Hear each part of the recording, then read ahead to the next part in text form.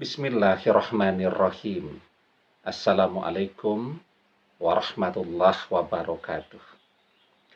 Bapak-bapak, ibu-ibu, mas-mas, mbak-mbak, khususnya adik-adikku sekalian yang dirahmati Allah dimanapun Anda berada.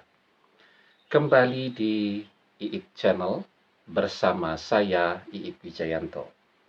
Kali ini kita akan membahas tema mantan memusuhimu, maka dia tidak akan pernah masuk surga. Ya. Jadi sesungguhnya orang yang memutus silaturahmi, mungkin mereka berpikir ya, bahwa memutus silaturahmi itu ya adalah sesuatu yang ringan-ringan saja. Kan masih banyak orang lain yang bisa diajak untuk silaturahmi. Ini kan mantan memutus silaturahmi dengan kita, bukan karena dia sebagai orang yang terzolimi. Ya, kalau dia sebagai orang yang terzolimi, dia sebagai orang yang dikhianati, dia sebagai orang yang dikecewakan, ya, mungkin persoalannya berbeda. Ini sudahlah dia yang menzolimi, dia yang mengkhianati, dia pula yang memutus silaturahmi, dia pula yang memblokir. Ya, setelah dia puas, uang kita habis, tabungan kita menipis, ya, dan seterusnya, dia kemudian berpaling dengan orang ketiga dan dia memutus silaturahmi dengan kita. Dan dia berpikir bahwa ini bukan dosa yang besar, ya. Yang penting selama dia masih sholat, masih puasa, rajin sedekah, maka dosa-dosa dengan kita itu akan hilang dengan sendirinya. Padahal tidak demikian ya. Jadi ada dosa itu yang akan hilang dengan orang memperbanyak istighfar. Ya.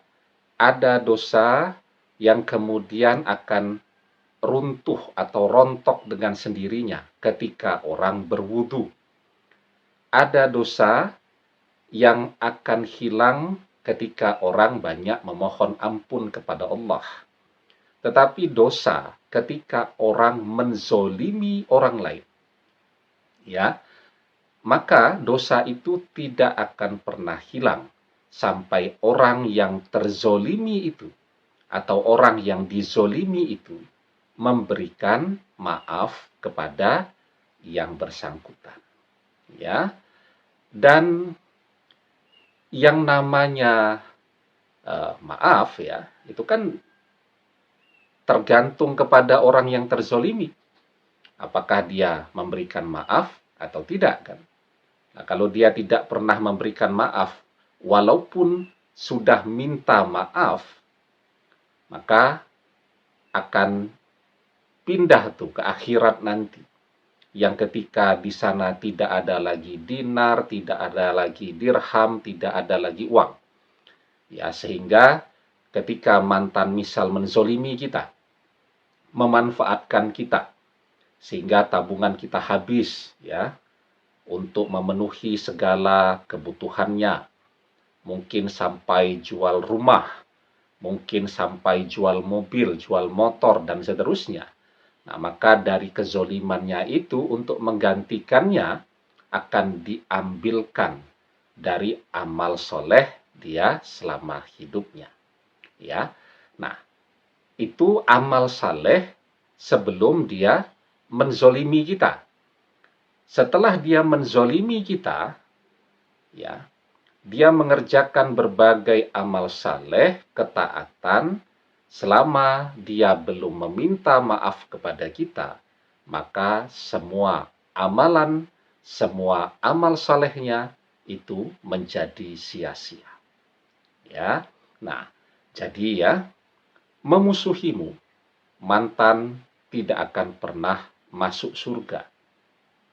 Jadi dia menukar ya kebahagiaannya di akhirat kelak dengan kebahagiaan sesaat di dunia, dengan kebanggaan sesaat di dunia. Kan kebanggaan sesaat ya, dengan dia punya pasangan baru, yang ganteng, yang kaya, dan seterusnya. Dia bisa pamerkan di Instagramnya, sehingga dia bangga. Nah, itu kan namanya kebanggaan sesaat, tetapi dia mengorbankan kebahagiaannya di akhirat nanti. Ya, menarik kan?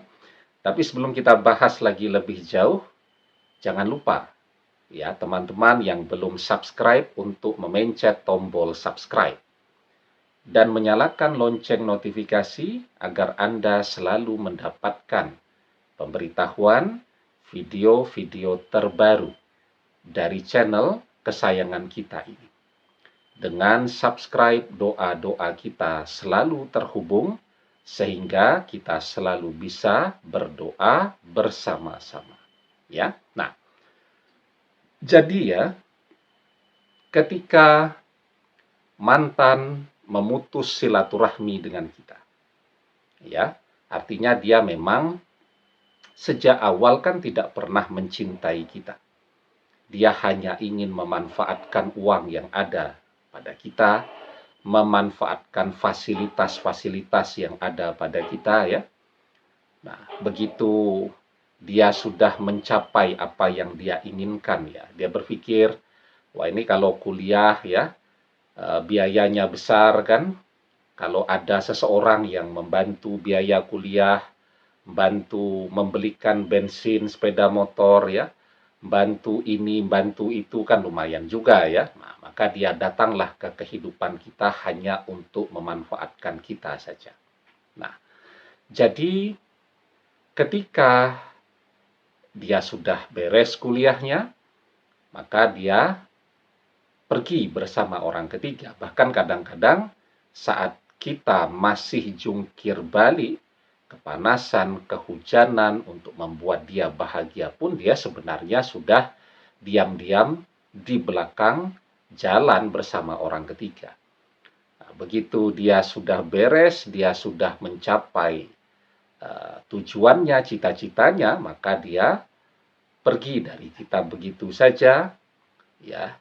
Dia mengkhianati kita dan membiarkan kita sendirian, kesepian, tidak punya apa-apa. Nah, maka ketika mantan yang demikian, dia memutus silaturahmi dari kita. Oke lah, setelah itu mungkin dia bertobat ya. Dia bertobat, dia kemudian banyak-banyak bersedekah, begitu banyak-banyak mengerjakan amal saleh, semuanya akan sia-sia. Karena dengan memutus silaturahmi, mantan yang zolim itu tadi secara otomatis itu masuk ke neraka. Maka di dalam sebuah hadis kita diajarkan la yadkhulul jannata qati'un, yakni qati'a rahimin. Tidak akan masuk surga orang yang memutus silaturahmi. Nah, maka sesungguhnya kan momentum Lebaran itu kan momentum yang sangat baik ya untuk menyambung kembali silaturahmi yang selama ini terputus ya. Membuka kembali silaturahmi yang selama ini sudah tertutup. Nah, tetapi kan mantan tidak. Dia tetap saja ya memblokir media sosial kita, seakan-akan tidak punya dosa kepada kita. Dia sibuk banget nih. Momentum Lebaran minta maaf ke sana kemari ya. Semua tuh penuh tuh mungkin chatting WhatsApp-nya tuh minta maaf, minta maaf. Bahkan mungkin juga minta maaf kepada orang-orang yang tidak dia kenal secara fisik ya. Cuman teman di media sosial pun dia sibuk minta maaf lahir batin. Padahal mungkin belum ada dosanya tuh. Ya. Tetapi dengan kita yang dia punya dosa paling banyak, dia seakan-akan merasa tidak punya dosa apapun. Padahal tadi dia sudah memanfaatkan kita, menghancurkan hidup kita, membuat kita menderita, dan seterusnya. Dia berpikir bahwa dosa yang sebanyak ini itu akan bisa dibersihkan, misal dengan banyak-banyak sedekah. Jawabannya tidak. Ya, maka selamanya ya sebelum dia minta maaf dan kita memberikan maaf, semua amal yang dia kerjakan itu menjadi sesuatu yang sia-sia, ya. Belum lagi banyak orang yang dikhianati kemudian dia berdoa, ya. Maka doa apapun yang dia panjatkan untuk orang yang telah menzoliminya itu, insya Allah doa itu akan kejadian. Ya, dakwatal mazlumi mustajabah wa in kana fajiran fafujuruhu ala nafsi. Doa orang yang terzolimi itu mustajab, terkabul. Meski yang berdoa itu orang yang fajir atau orang yang gemar maksiat. Karena kefajiran yang ia lakukan, ia tanggung dosanya sendiri. Jadi meskipun ini orang yang terzolimi ini adalah orang yang dosanya banyak, tetapi karena dia terzolimi, maka doanya apapun juga yang dia inginkan kepada orang yang telah menzoliminya, insya Allah itu akan kejadian. Apalagi orang yang terzolimi ini adalah orang yang ahli ibadah, orang yang tekun beribadah, dan seterusnya. Maka akan lebih cepat lagi doa-doanya untuk orang yang menzoliminya akan terwujud. Ya, demikian, semoga bermanfaat. Wallahu a'lam bishawab, billahi taufik wal hidayah. Assalamualaikum warahmatullahi wabarakatuh.